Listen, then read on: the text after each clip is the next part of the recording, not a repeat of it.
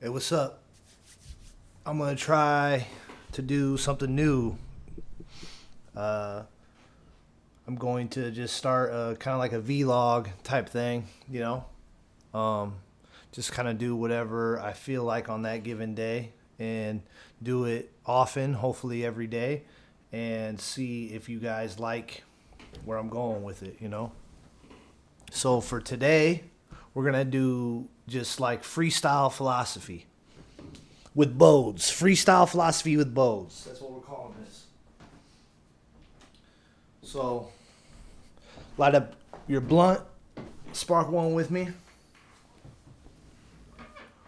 because this is going to be all off the cuff. No prep, nothing. The format is I'm going to just flip open the red book towards the back because that's where the English translation is. And I'm just going to pick a random page. I'm going to read it. And then we're going to just talk about it. By we, I mean me.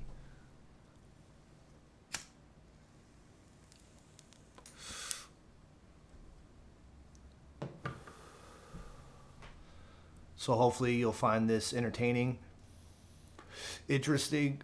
If we get down some rabbit holes, I'll pull up some research material on Google. I can do that, by just turning on this little display capture device right here. We go down Google ourselves, and we're just going to talk about, the meaning of whatever it is that I read and life in general, philosophy type topics. I'm a big fan of philosophy. I'm a big fan of Carl Jung. I'm a big fan of Jordan Peterson. Shout out Jordan Peterson. I know that when he was doing a lot of big moves, he was starting to get a lot of backlash, a lot of haters. If you have some sort of colored opinion of him, I suggest that you may have been a victim to propaganda. So please reconsider your feelings on him.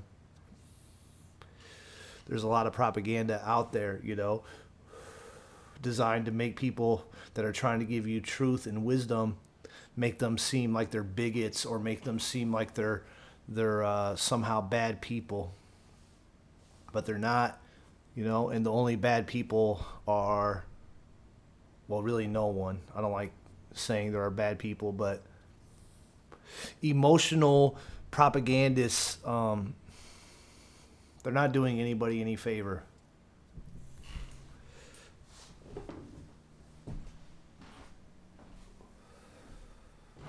So let's burn an incense.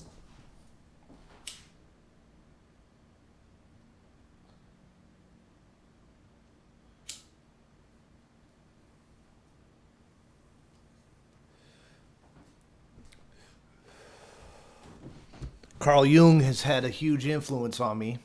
Um, a lot of my music material is inspired by his work. Uh,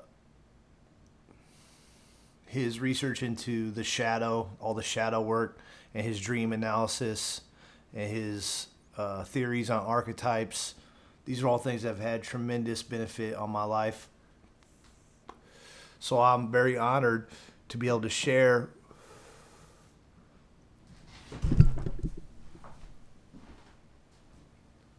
this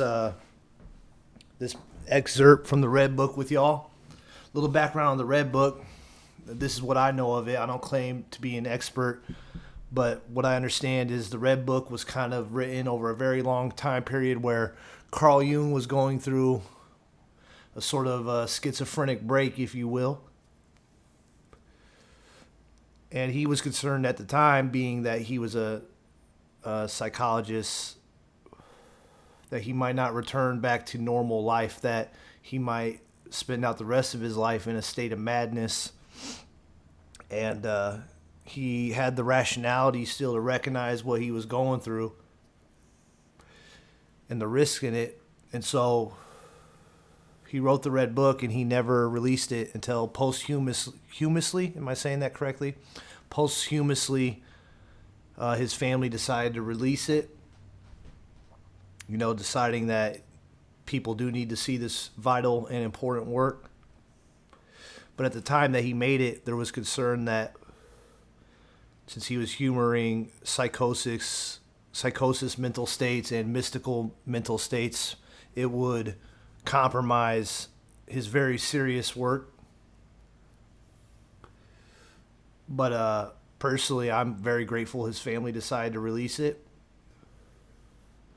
because I happen to believe that, the rational circuit is subservient to the super rational, if you will.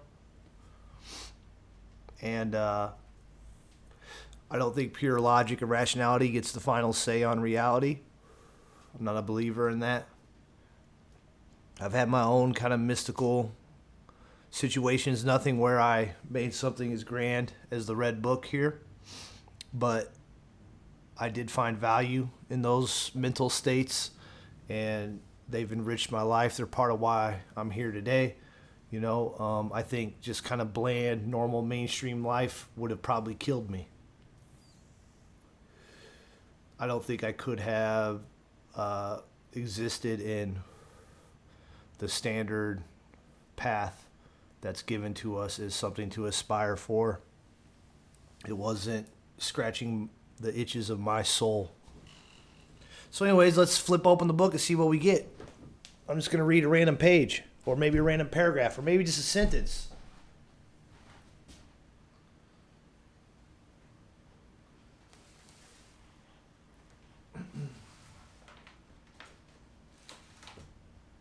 Okay, this is from page 303.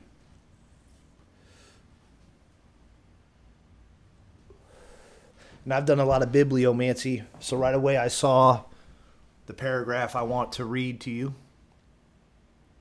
Bibliomancy, if you're not familiar, is when you open a random book, kind of close your eyes and pick a page, and typically you think of some thought as you do it, and whatever you land on, it's sort of a type of mysticism where you see the associations between the idea you had in your mind and the random thing you kind of picked out of, say, the Bible or a dictionary or a nice book like the Red Book.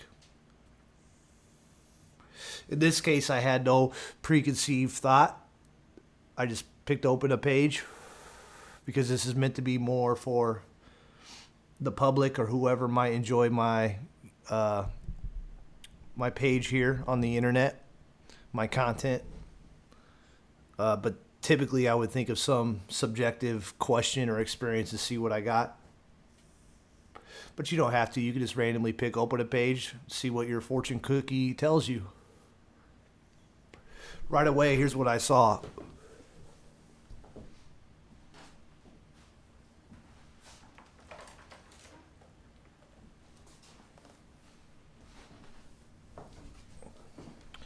My eyes went to this paragraph on the bottom right of page 303 of, I believe the chapter is Nox Quarta.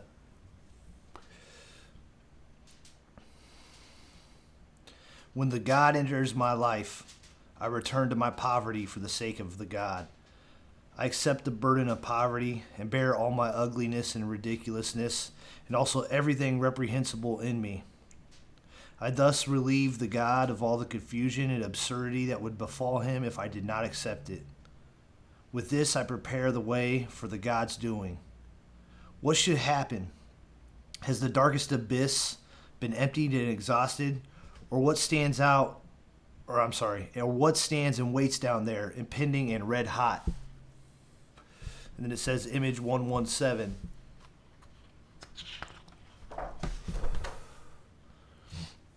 I'll have to flip to image 117 in a little bit here, but let me just read a little bit more.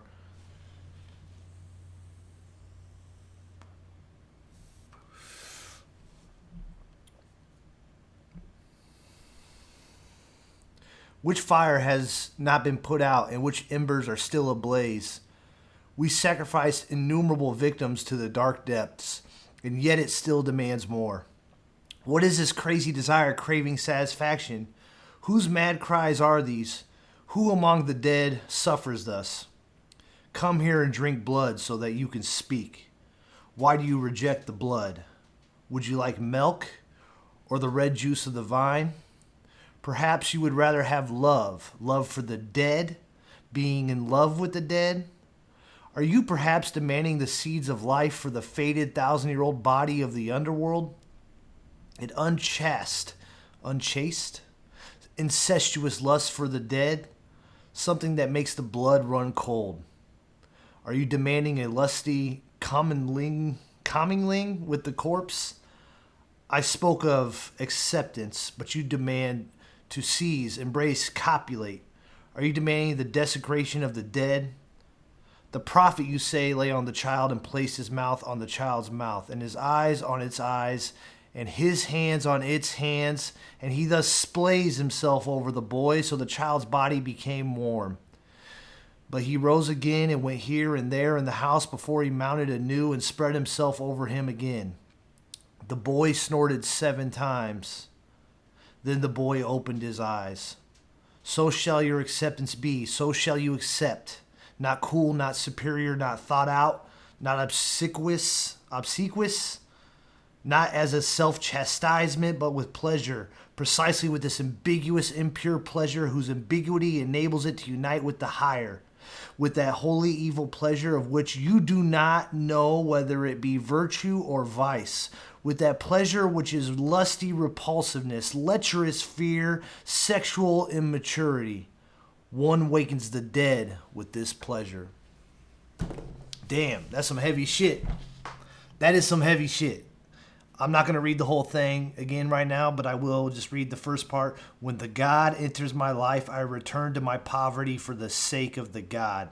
I accept the burden of poverty and bear all my ugliness and ridiculousness and also everything reprehensible in me. Damn, okay. So at first, when I read that first sentence, I thought that, it was just going to be about, kind of like Buddha returning to poverty type thing, kind of a righteous, noble poorness, right?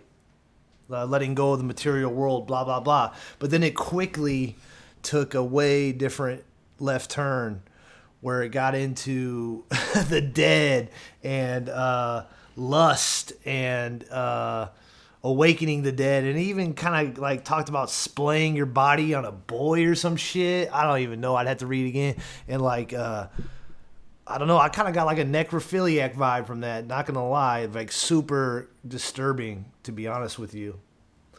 Vampiric maybe. Something evil, right? Was part of the vibe I got from that.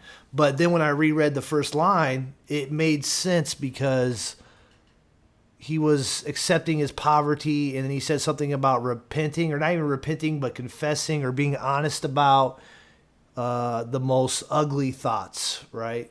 The most ugly thoughts. And certainly man's proclivity to be vampiric and to eat the young and sacrifice the future for now is our most ugly thoughts, right?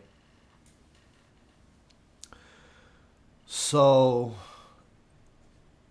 I guess the point of this format is I'm just going to say the first thoughts that come to my mind, and I've already been doing that, but just going further,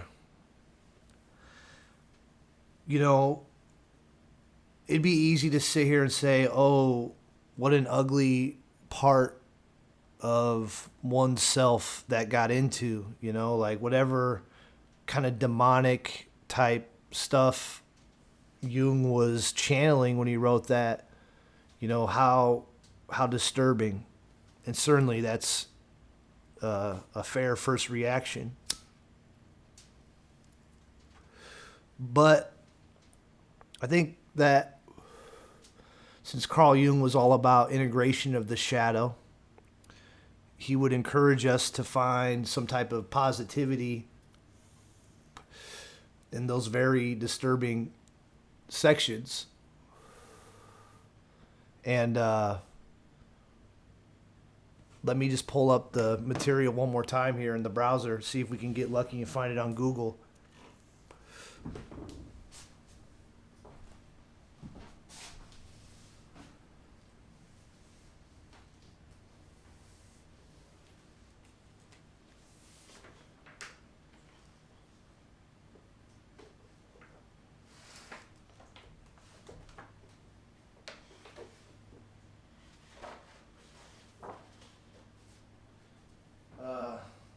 Nox Quarta 303 Red Book. So let's see how lucky we can get here.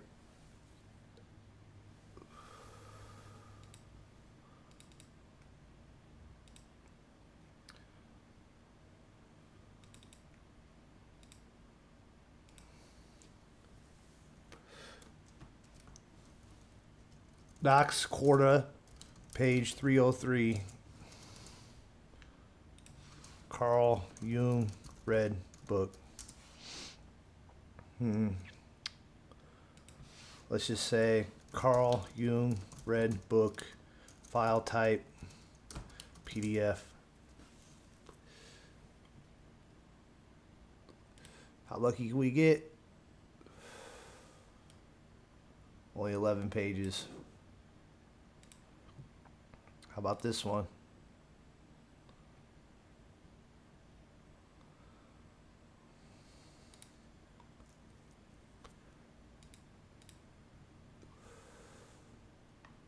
Looks like we might not get lucky enough right now.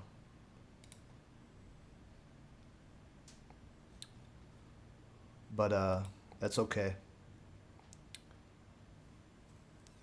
This is how I would search for it, by the way, if you were trying to find it on the internet. But obviously you should buy this book if you can find it. There's nothing, the PDF doesn't compare anyways, because the book is so kind of out there. There's something to be said about physically having a copy. And that's not a joke. That's no joke.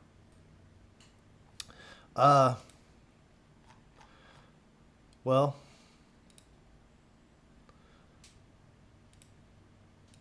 let's just see right here, maybe. Look at that. We got lucky. So what did I say, page 303? There's page 303, maybe.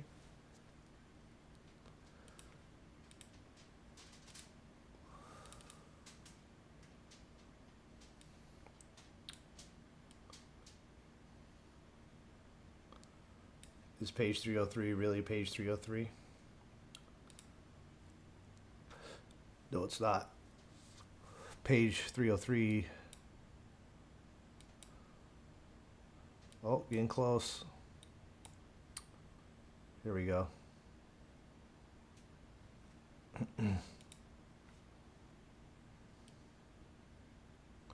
There it is. So here was the paragraph I was reading.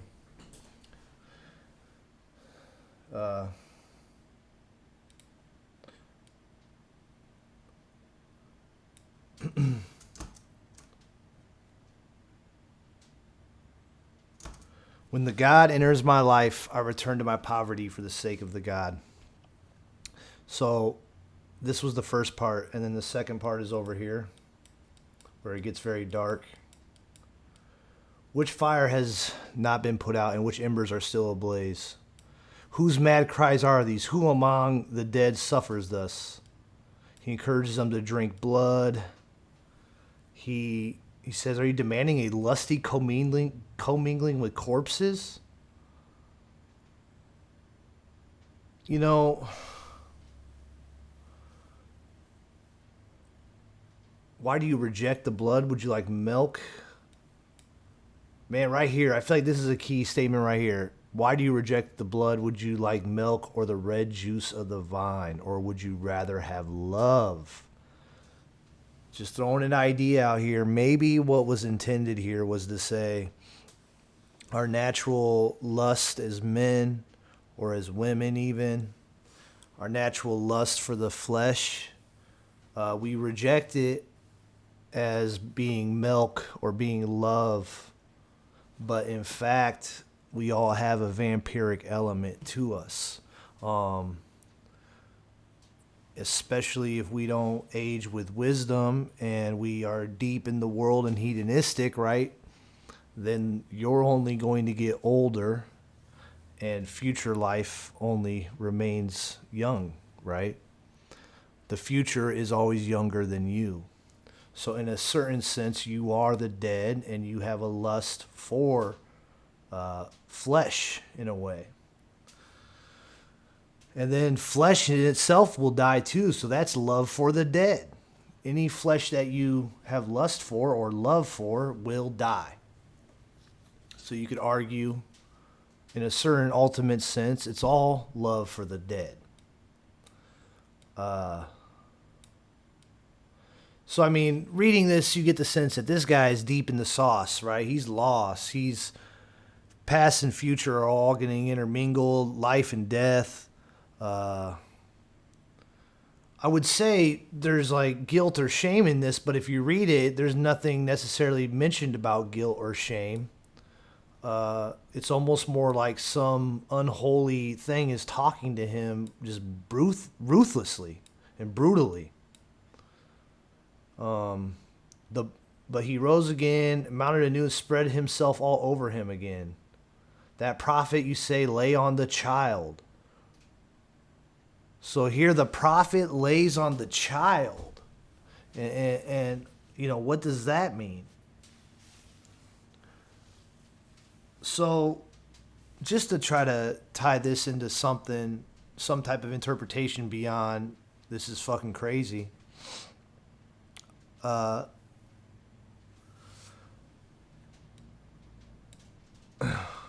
One awakens the dead with this pleasure.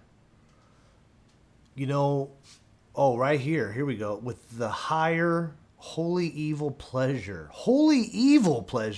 of which you do not know whether it be virtue or vice. I feel like that's the key part of this passage. Holy evil pleasure of which you do not know whether it be virtue or vice. You know, I imagine most people could not handle hearing that without feeling like their belief systems were under attack somehow, because how can you combine holy and evil? And how could pleasure be a holy evil, right? And then unite with the higher. So almost as if to say somehow evil could be good. I don't feel like most people could process that easily. I know I can't. But I'm lucky in that I read something just recently, just a couple days ago, talking about killer instinct. Michael Jordan, Kobe Bryant, Dwayne Wade. These guys were killers. And they were not angels, you know. Tiger Woods. I'm thinking of athletes that were mentioned by a big hero of mine, who I don't know if I should say his name or not, because maybe he doesn't want his material mixed in with Carl Jung and mixed in with b0des. But I can name the athletes at least without any question, because everybody knows these athletes. We had many famous athletes who had this kind of killer instinct. Michael Jordan being the most obvious example. And, you know, what is killer instinct? Because ultimately, if you are to win, ultimately, if you consider yourself a righteous warrior, or perhaps a king, or perhaps a queen, whatever you are, you will probably need this killer instinct once you have any level of power or position or authority. I would argue authority is essentially being able to have power, and power is essentially control of both the life force and the death force. So sexual reproduction and literal murder. Killing power and life power is power. And so, you know, this passage gets me thinking about what would holy evil be? What would that be? What could that possibly be? And my first guess is it could relate to killer instinct. And what is that? And what is that, I suppose, would be the acceptance of your full brain, your full conscious self, not just little good me that I show myself because I don't want to look at the mirror and see the monster as well. I think most of the time we like to paint this picture of little good me as an ego because it feels safe and because of social conditioning. But that's not your full self. And if you study the reptilian brain at all, you'll be very aware of the fact that you have a killer in you as well. And if you follow your thoughts of lust to any degree, you will know you have a creep in you as well, for lack of better terms. You have a deviant in you as well. And you have a thief in you. And you have every type of sin inside of you. It's just a question to which degree it has manifested in your life already or not. Hopefully not too much. So you must have a relationship with this full version of yourself, not just this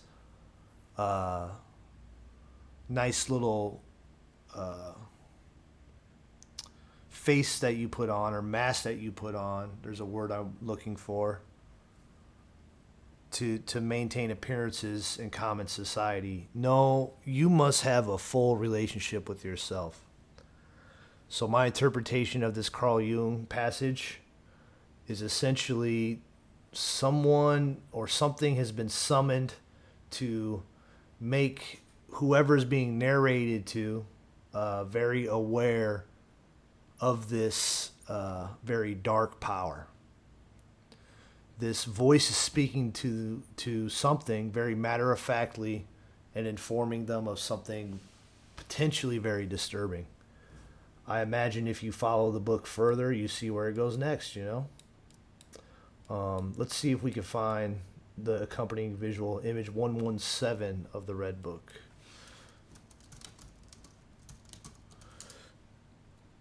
I don't know if how I would go about searching that very easily.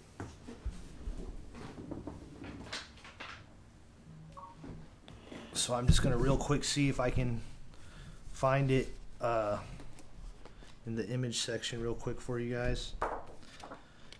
This will probably get me copyright dinged and pulled off of YouTube, but we're hopefully not pulled off. I mean, this is educational material, but they probably won't let me make any money off of it, Assuming I'm translating the images correctly, here's image 117. I'm going to turn off this display capture for now.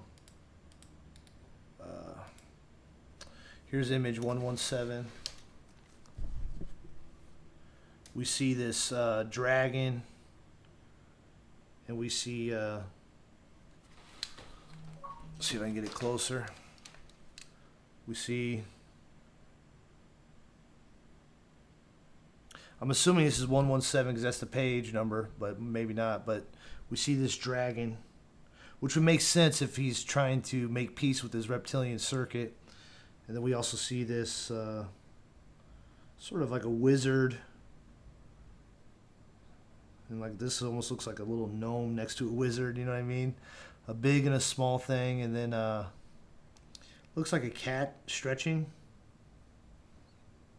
So I don't know, maybe that's not actually image 117, but it seems like a good guess. This book is very kind of difficult to follow. It takes some orienting to get used to it, but hopefully I'll get better at it, because I'm just going to keep doing this as a practice for now. And I'm just going to release these, and maybe I'll take them all off the internet eventually. This is just a good practice for me. I'm trying to practice making more video content. So anyways, this is b0des. Thank you for listening to my reading of a random part of the Red Book by Carl Jung. Hopefully I'm just going to keep having random content for you. I hate to say this part, but I'm tired of being in obscurity. Like and subscribe. Follow on Instagram, Facebook, Twitter, every platform. I even got to Steam it. I think that service is dead, but I made one of those. I got freaking Patreons, you know, Discord, everything, you know.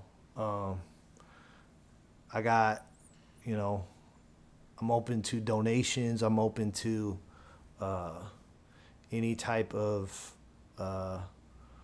monetary gifts. And yeah, check out my music if you haven't checked that out. But this is just a little random vlog, kind of rant. Give you some insight into my mind. My music might be more interesting as a full package. I don't know. Completely one take off the cuff. Here you go. Enjoy a completely improv chapter of the b0des show. We might even call this episode 1, you know. Thank you.